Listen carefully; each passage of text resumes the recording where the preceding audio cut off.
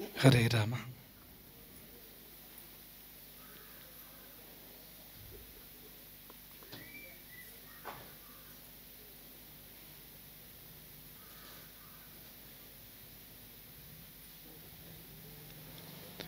ಕರುಣರಸದ ಕೋಡಿ ವರಿವ ಕಟಾಕ್ಷದ ಪರತತ್ವರೂಪ ಆಲಾಪದ ವರ ಪುಣ್ಯಮಯ ಶರೀರದ ನಿರಾಭಾರಿ ಗುರುವಿರಲಿ ಎನ್ನ ಮಾನಸದಿ, ಆ ಸದ್ಗುರುವಿರಲಿ ಎನ್ನ ಮಾನಸದಿ.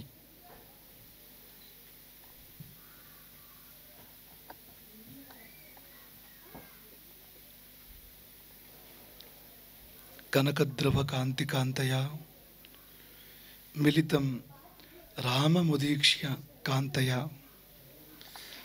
ಚಪಲಾಯುತ ವಾರಿದ ಭ್ರಮಾತ್ ನೃತೆ ಚಾತಕಬೋಧಕೈರ್ವನೇ.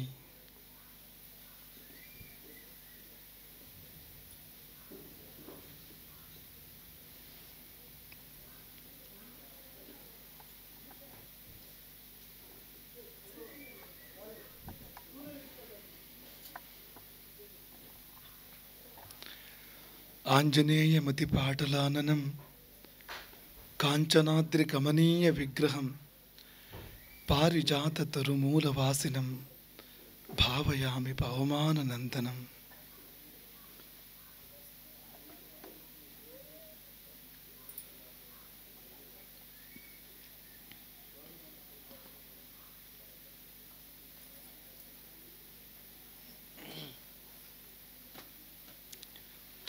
ಸ್ವರ್ಣಕಾಂತಿಯ ಸೀತೆಯೊಡಗೂಡಿ ಸ್ವರ್ಣ ಮಂಟಪವನ್ನು ಏರಿ ಮೆರೆಯುವ ಸ್ವರ್ಣಾನುಗ್ರಹವನ್ನು ಮಾಡುವ ಮುಟ್ಟಿದ್ದೆಲ್ಲ ಬಂಗಾರ. ರಾಮದೇವರು ಹೋದಲ್ಲಿ ಬಂದಲ್ಲಿ ಎಲ್ಲ ಬಂಗಾರ. ಅಂತಹ ಪ್ರಭು ಶ್ರೀರಾಮಚಂದ್ರನ ದಿವ್ಯ ಸನ್ನಿಧಿಗೆ ಈ ಮನೆಯವರ ಪರವಾಗಿ ಮತ್ತು ನಿಮ್ಮೆಲ್ಲರ ಪರವಾಗಿ ಶತಶತ ನಮನಗಳನ್ನು ಸಲ್ಲಿಸ್ತೇವೆ. ಬದುಕಿನಲ್ಲಿ ಸ್ವರ್ಣಕ್ಷಣ ಅಂತ ಏನಾದರೂ ಇರೋದಾದರೆ ಇಂಥ ಕ್ಷಣ, ಎಲ್ಲವೂ ಕೂಡಿ ಬರುವಂಥ ಕ್ಷಣ. ಈ ಮನೆಯ ಎಲ್ಲ ಬಂಧು ಮಿತ್ರರು ಇವತ್ತಿಲ್ಲಿ ಸೇರಿದ್ದಾರೆ. ಹಿತೈಷಿಗಳು, ಪ್ರೀತಿಪಾತ್ರರು, ಸಮಯಕ್ಕೆ ಆದವರು, ಪ್ರೀತಿ ಇಟ್ಕೊಂಡವರು ಎಲ್ಲರೂ ಸೇರಿದ್ದಾರೆ. ಗುರುಪೀಠವೂ ಕೂಡ ಇದೆ, ರಾಮದೇವರ ಸನ್ನಿಧಿ ಇದೆ, ಸಾಲು ಸಾಲು ಸೇವೆಗಳು ಸಂದಿದೆ. ಅದನ್ನು ಹೇಳೋದಕ್ಕೆ ಒಂದು ಸ್ವಲ್ಪ ಹೊತ್ತು ಬೇಕಾಗ್ಬೋದು. ಏನೇನು ಸೇವೆಗಳು ನಡೆದವು ಈ 2-3 ದಿನಗಳಲ್ಲಿ ಅನ್ನೋದನ್ನು ವಿವರಿಸೋದಕ್ಕೆ ಸಮಯ ಬೇಕಾಗ್ಬೋದು. ಅಷ್ಟೆಲ್ಲ ಸೇವೆಗಳು ಈ ಮನೆಯಲ್ಲಿ ನಡೆದು ಹೋದವು. ಸ್ವರ್ಣಕ್ಷಣ ಅಲ್ಲದೆ ಬೇರೆ ನೀನು ಹೇಳಿ. ಚಿನ್ನವನ್ನು ನಾವು ಹಾಕಿಕೊಂಡ ಕ್ಷಣ ಸ್ವರ್ಣಕ್ಷಣ ಅಲ್ಲ.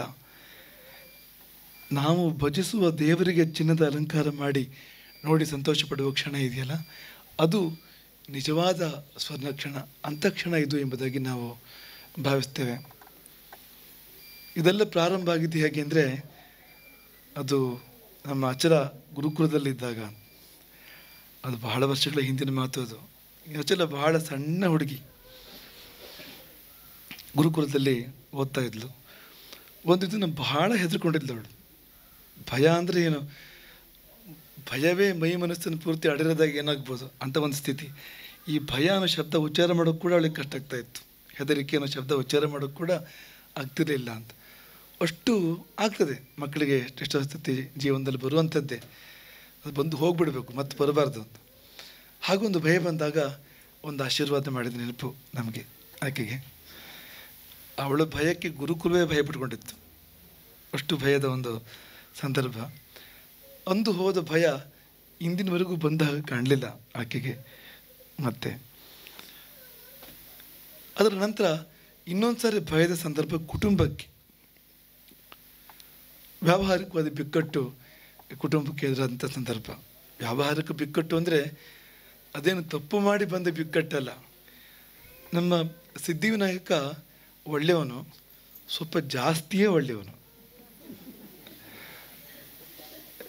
ಎಷ್ಟು ಒಳ್ಳೆಯವನು ಅಂದರೆ ಈ ವ್ಯವಹಾರದಲ್ಲಿ ಕೂಡ ದಾನ ಧರ್ಮಗಳು ಬಂದುಬಿಡ್ತವೆ, ವ್ಯವಹಾರದಲ್ಲೂ ಕೂಡ ಔದಾರ್ಯ ಬರ್ತದೆ ಅಂತ.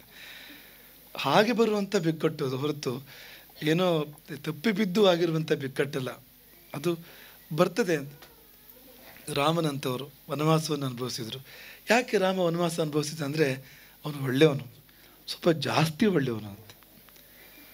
ಇನ್ಯಾರವರು ಆಗಿದ್ದರೆ ಯಾವ ಕಾರಣಕ್ಕೂ ರಾಜ್ಯ ಬಿಟ್ಕೊಡ್ತಿರ್ಲಿಲ್ಲ, ಯಾವ ಕಾರಣಕ್ಕೂ. ಪಾಂಡವರು ವನವಾಸ ಮಾಡಿದರು, ಯಾಕೆಂದರೆ ಅವರು ಒಳ್ಳೆಯವರು, ಒಳ್ಳೆತನ. ಹಾಗಂದರೆ ಒಳ್ಳೆತನ ಕಷ್ಟವನ್ನೇ ಕೊಡೋದ ಅಂತ ಕೇಳಬೇಡಿ. ಆ ಕಷ್ಟ ಇನ್ನಷ್ಟು ಒಳಿತನ್ನು ಹೊತ್ತು ತಂದಿರ್ತದೆ ಅಂತ. ಈಗ ರಾಮ ವನವಾಸ ಮಾಡದೇ ಇದ್ದರೆ ಪ್ರಪಂಚಕ್ಕೆ ಒಳ್ಳೆಯದಾಗ್ತಿರ್ಲಿಲ್ಲ. ನೀವು ರಾಮನ ನೆನಪನ್ನು ಇವತ್ತು ಮಾಡಿಕೊಡ್ತಿರ್ಲಿಲ್ಲ. ರಾಮನ ಕೀರ್ತಿ ಶಾಶ್ವತ ಆಗಿದ್ದು ಹೇಗೆ? ವನವಾಸದಿಂದ. ಅದರಿಂದಾಗಿ ಹಾಗೆ ಈಗ ಪುಟ್ಟ ಹುಡುಗಿ ಆಗಿದ್ದಾಗ ಅಚರಳಿಗೊಂದು ಭಯ ಬಂದರೆ ಅದರಿಂದ ಒಂದು ಅನುಗ್ರಹ ಪ್ರಾಪ್ತ ಆಯಿತು, ಆಕೆಗೆ ಒಂದು ಆಶೀರ್ವಾದ ಪ್ರಾಪ್ತ ಆಯಿತು, ಒಂದು ಬಾಂಧವ್ಯ ಬೆಳೀತು. ಈಗೊಂದು ಸಂದರ್ಭ, ಒಂದು ಭಯದ ಸಂದರ್ಭ ಬಂದರೆ ಅದರ ಪರಿಣಾಮ ಏನು ಅಂದರೆ ಇಷ್ಟೆಲ್ಲ ಶುಭ ಕಾರ್ಯಗಳಾದವು, ಇಷ್ಟೆಲ್ಲ ಒಳ್ಳೆ ಕಾರ್ಯಗಳಾದವು. ಕಷ್ಟಗಳು ಒಳ್ಳೆಯದಕ್ಕೆ ಬರ್ತವೆ. ನಮಗಿದನ್ನು ಅರ್ಥ ಮಾಡ್ಕೊಳ್ಳೋದಕ್ಕೆ ಒಂಚೂರು ತಿಳಿ ಮನಸ್ಸು ಬೇಕು. ಯಾರಿಗೇ ಕಷ್ಟ ಬರಲಿ, ಯಾವಾಗಲೇ ಕಷ್ಟ ಬರಲಿ, ಯಾವ ರೀತಿಯ ಕಷ್ಟವೇ ಬರಲಿ, ಅದು ಬರುವುದು ಒಳ್ಳೆಯದಕ್ಕಾಗಿ.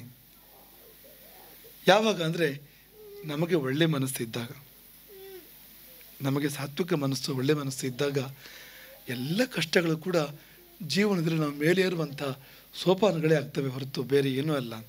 ಅವು ಒಳ್ಳೆ ಕೆಲಸಗಳನ್ನು ಮಾಡಿಸ್ತೇವೆ, ಅನೇಕ ಒಳ್ಳೆ ಕಾರ್ಯಗಳನ್ನು ಮಾಡಿಸ್ತೇವೆ. ಹಾಗಾಗಿ ಒಂದು ಗುರುಭಿಕ್ಷೆ ಅಲ್ಲ, 2 ಗುರುಭಿಕ್ಷೆ, 1 ತುಲಾಭಾರ ಅಲ್ಲ, 2 ತುಲಾಭಾರ, ಕೊನೆಗಾಗಿದ್ದು 3 ತುಲಾಭಾರ, ಅದರ ನಂತರ ಎಲ್ಲ ವೃದ್ಧಿಯೇ ಅಂತ 2 ಗುರುಭಿಕ್ಷೆ ಹೇಳ್ಕೊಂಡಿದ್ದು. ಆಗಿದ್ದು ಒಂದು ಗುರುಭಿಕ್ಷೆ, ಇನ್ನೊಂದು ಸ್ವರ್ಣ ಭಿಕ್ಷೆ, ಶ್ರೀಭಿಕ್ಷೆ ಒಂದು, ಇನ್ನೊಂದು ಸ್ವರ್ಣ ಭಿಕ್ಷೆಯೇ ನೆರವೇರಿತು. ನಾವು ಅದನ್ನೇ ನಿನ್ನೆ ಮಾತನಾಡ್ತಾ ಹೇಳ್ತಾ ಇದ್ವು. ಕೇಳ್ತಾ ಅನೇಕ ಕಾಲ ಆಯಿತು, ಆದರೆ ಆಗಿರಲಿಲ್ಲ. ಅದು ಯಾಕೆ ಆಗಲಿಲ್ಲ ಅಂತ ಕೇಳಬೇಡಿ, ಕಾರಣವೇ ಇರೋದಿಲ್ಲ ಅಂದರೆ ಕಾಣಿಸೋದಿಲ್ಲ ಕಾರಣ ಅಂತ, ಕಣ್ಣಿಗೆ ಕಾಣಿಸೋದಿಲ್ಲ ಅಂತ. ಕೊಡುವ ಮನಸ್ಸು ನಮಗೂ ಇದ್ದು, ಮಾಡುವ ಮನಸ್ಸು ನಿಮಗೂ ಇದ್ದರೂ ಕೂಡ ಆ ಸೇವೆ ನಡೀತಾ ಇಲ್ಲ ಅಂದರೆ ಅದಕ್ಕೆ ಅರ್ಥ ಅದು ಸಮಯ ಕಾದಿದೆ, ಅದು ಮುಹೂರ್ತ ಕಾದಿದೆ. ಆ ಮುಹೂರ್ತದಲ್ಲಿ ಆಗಬೇಕು. ಅದು ಮುಹೂರ್ತ ಕಾದು ಮಾಡಿದ್ರೆ ಏನಾಗ್ತದೆ ಅಂದರೆ ರಾವಣ ಸೀತೆಯನ್ನು ಅಪಹಾರ ಮಾಡಿದಾಗ ಆಗ್ತದೆ. ಆ ಮುಹೂರ್ತ ಒಳ್ಳೆಯದಿರಲಿಲ್ಲವಂಥದ್ದು.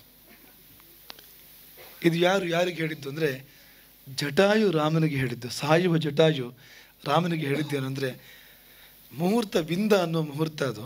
ಆ ಮುಹೂರ್ತದಲ್ಲಿ ಕಳವಾದರೆ ಕದ್ದ ವಸ್ತು ಸಂಬಂಧಪಟ್ಟವರಿಗೆ ಮತ್ತೆ ಸಿಗ್ತದೆ. ಆ ಮುಹೂರ್ತವೇ ಅಂಥದ್ದು, ಮುಹೂರ್ತದ ಗುಣ ಅಂಥದ್ದು. ಹಾಗಾಗಿ ಕಳ್ಳರಾದರೂ ಕೂಡ ಮುಹೂರ್ತ ನೋಡಬೇಕು ಅಂತ, ಇಲ್ಲದಿದ್ದರೆ ಕದ್ದಿದ್ದು ಉಳಿಯೋದಿಲ್ಲ ಅಂತ. ಕದ್ದಿದ್ದೇ ಉಳಿಯೋದಿಲ್ಲ, ಹೇಗೆ ಉಳಿಯೋದಿಲ್ಲ ಕದ್ದಿದ್ದು ಅನ್ನೋದು.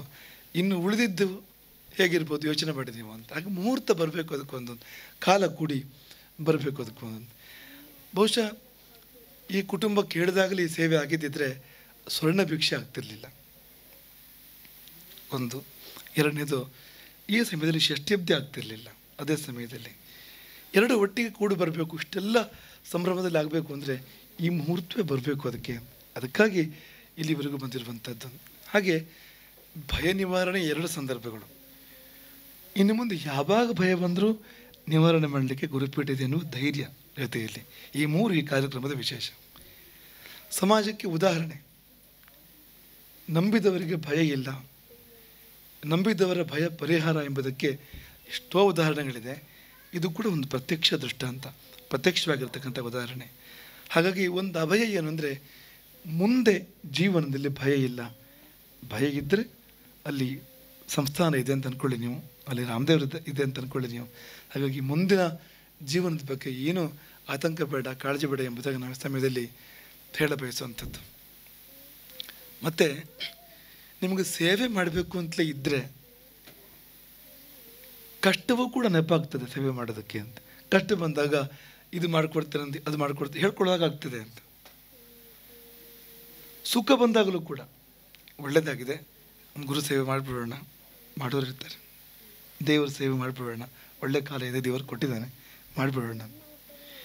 ಇದೆಲ್ಲ ಯಾರ ವಿಷಯ ಇದು? ಯಾರಿಗೆ ಅಂಥ ಮನಸ್ಸಿದೆಯೋ, ಸೇವೆ ಮಾಡ್ತಕ್ಕಂಥ ಮನಸ್ಸಿದೆಯೋ ಅವರಿಗೆ ಕಷ್ಟವೂ ನೆಪ ಆಗ್ತದೆ ಮತ್ತು ಸುಖವೂ ಕೂಡ ನೆಪ ಆಗ್ತದೆ. ಇನ್ನು ಯಾರಿಗೆ ಮನಸ್ಸಿಲ್ವೋ ಅವ್ರ ಕಥೆಯೇ ಬೇರೆ. ಕಷ್ಟ ಬಂದಾಗ ಇಂಥ ಕಷ್ಟದಲ್ಲಿ ಏನು ಮಾಡೋದು ಅಂತ ಸೇವೆ ಮಾಡೋಕ್ಕೆ ಸಾಧ್ಯ ಇಲ್ಲ, ಕಷ್ಟ ಇದೆ ನನಗೆ ಅಂತ ಆಗ ಮಾಡೋದಿಲ್ಲ. ಸುಖ ಬಂದಾಗ ನಾ ಯಾಕೆ ಮಾಡಬೇಕೀಗ? ಸುಖ ಇದೆ ನನಗೆ, ಎಲ್ಲ ಚೆನ್ನಾಗಿದೆಯಲ್ಲ. ಎಷ್ಟೋ ಕಡೆ ಅಂತ ನಡೆಯೋದುಂಟು, ನಮಗೇನು ತೊಂದರೆ ಇಲ್ಲ, ನೀ ಬೇಕಾದ್ರೆ ಮಾಡ್ಕೋಬೋದು. ಕುಟುಂಬದೊಳಗೆ ಏನಾದ್ರು ಒಂದು ವಿಷಯಗಳು ಬಂದರೆ, ಏನೋ ಯಾರಿಗೋ ಕುಟುಂಬದಲ್ಲಿ ಯಾವುದೋ ಒಂದು ಕೆಲವು ಕವರ್ಗಳಿಗೆ ತೊಂದರೆ ಬಂದಿರ್ತದೆ, ಅವ್ರು ಹುಡ್ಕೊಂಡು ಹೋಗ್ತಾ ಇರ್ತಾರೆ ಪರಿಹಾರಕ್ಕಾಗಿ. ಜ್ಯೋತಿಷಿಗಳು ಹೇಳ್ತಾರೆ ಎಲ್ಲ ಸೇರ್ಕೊಂಡು ಮಾಡಬೇಕು, ನೀವೆಲ್ಲ ಇಡೀ ಕುಟುಂಬದವ್ರು ಸೇರಬೇಕು ಅಂತ. ಹಾಗೆಲ್ಲ ಬರೋ ಮಾತು, ನಾವು ಚೆನ್ನಾಗಿದ್ದೇವೆ ನಮ್ಗೆ ಯಾಕೆ? ಹಾಗಾದ್ರೆ ಹಾಳಾಗಿಯೇ ಬುದ್ಧಿ ಬರಬೇಕಂತ. ಅದಕ್ಕೆ ದೇವರು ಕಷ್ಟ ಕೊಡುವಂಥದ್ದು ಅಂತ. ಕುಂತಿ ಮಾತನ್ನು ನೆನಪು ಮಾಡಿಕೊಡ್ತೇವೆ. ಕುಂತಿ ಕಷ್ಟವನ್ನು ಯಾಚನೆ ಮಾಡಿದ್ಲಂತೆ. ಕಷ್ಟ ಕೊಡು ಭಗವಂತ, ಕಷ್ಟ ಕೊಡು ಅಂತ. ಯಾಕೆಂದರೆ ನಿಮ್ಗೆ ನೆನಪಾಗ್ತದೆ ಅಂತ ಕಷ್ಟ ಬಂದಾಗ. ಯಾಸು ಸಂಕೀರ್ತ್ಯತೆ ಹರಿಹಿ ವಿಪದ ಸಂತುನ ಶಶ್ವತು. ಕುಂತಿಯಂತೂ ಪಾಪ ಯಾವಾಗಲೂ ಕಷ್ಟ ಬರಲಿ ಅಂತ ಕೇಳ್ತಾಳವಳು ಕುಂತಿ.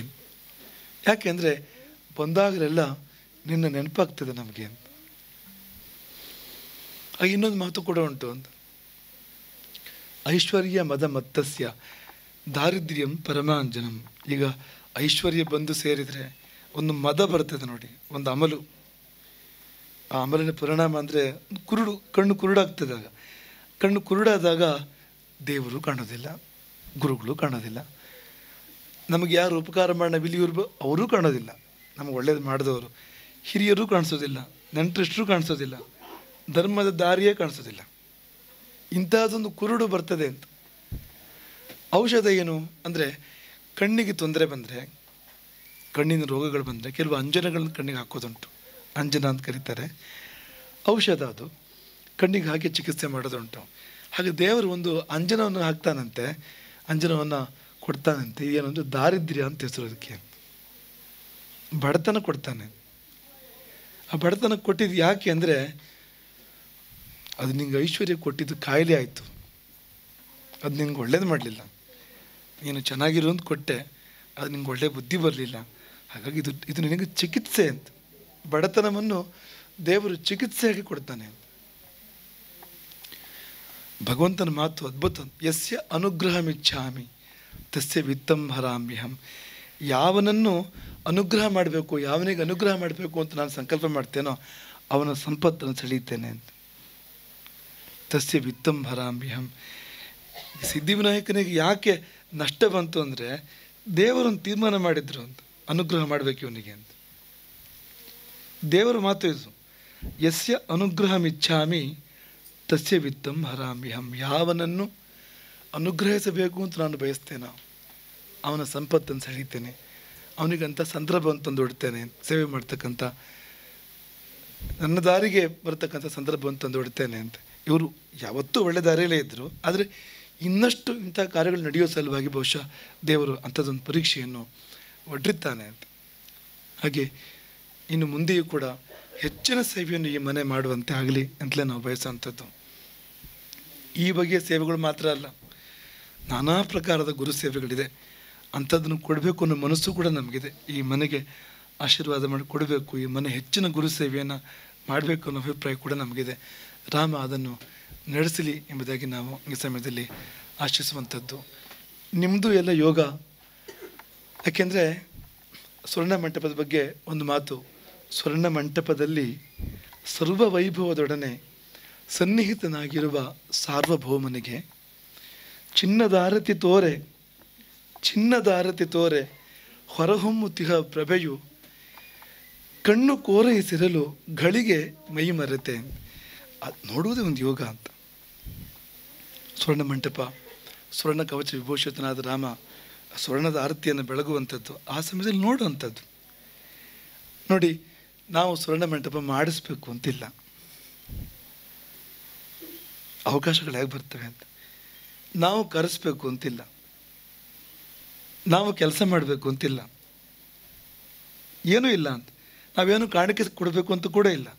ಆದರೆ 2 ಕಾಲಿದೆ ದೇವ್ರಿಗೆ ಕೊಟ್ಟಿದ್ದು, ಅಲ್ಲಿಗೆ ಹೋಗೋ ಅಂಥದ್ದು, ಎಲ್ಲಿ ಆ ಸೇವೆ ಆಗ್ತಾಯಿದೆ ಅಲ್ಲಿಗೆ ಹೋಗೋ ಅಂಥದ್ದು. 2 ಕಣ್ಣಿದೆ ದೇವ್ರಿಗೆ ಕೊಟ್ಟಿದ್ದು, ತೆರೆದು ನೋಡೋ ಅಂಥದ್ದು. ಇಷ್ಟಕ್ಕೆ ನಮಗೆ ಅವಕಾಶ ಇಲ್ಲ ಅಂತಾದರೆ ಅವನಿಗೆ ಕಣ್ಣು ಕೊಟ್ಟಿ ಏನು ದೇವರು, ಕಾಲು ಕೊಟ್ಟಿ ಏನು ಅಂತ.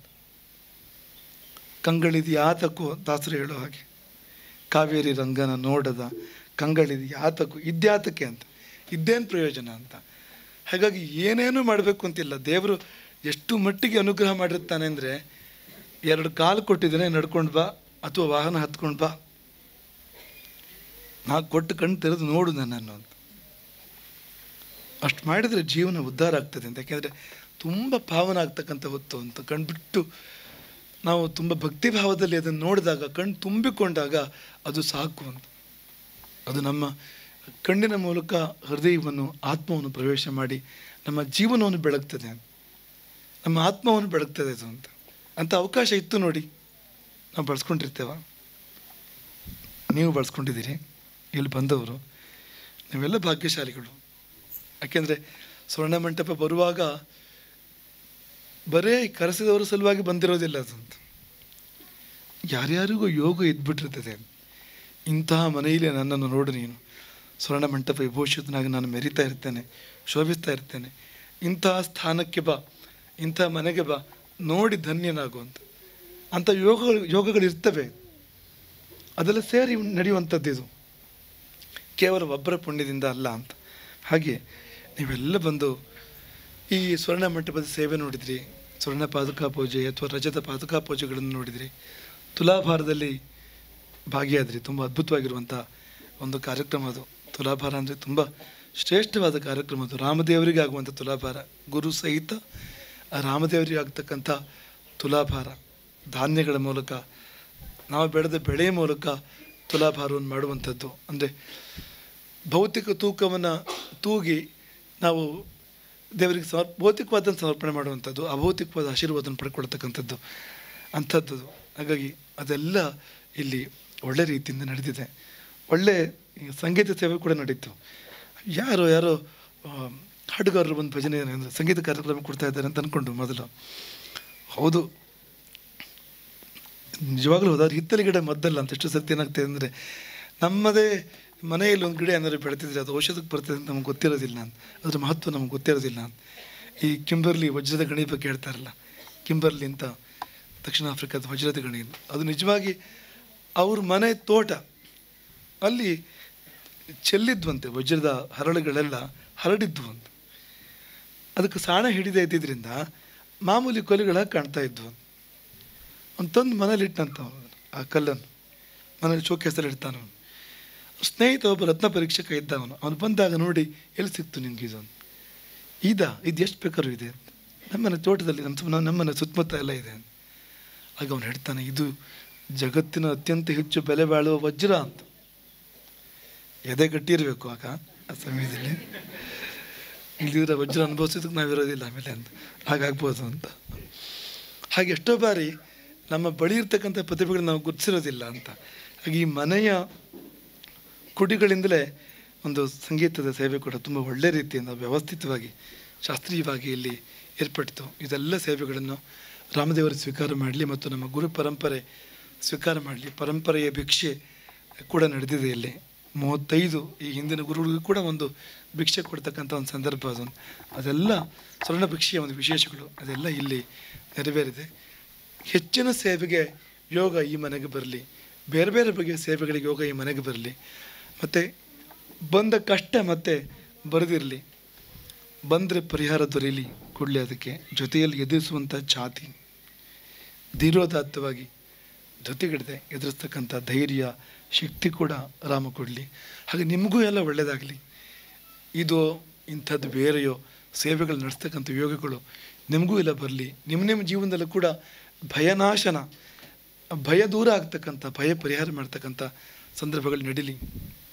ಎಷ್ಟೋ ಸರ್ತಿ ವಸ್ತು ಮಾಡುವ ಹಾನಿಗಿಂತ ಹೆಚ್ಚು ಭಯ ಹಾನಿ ಮಾಡಿಬಿಡ್ತದೆ ಅಂತ.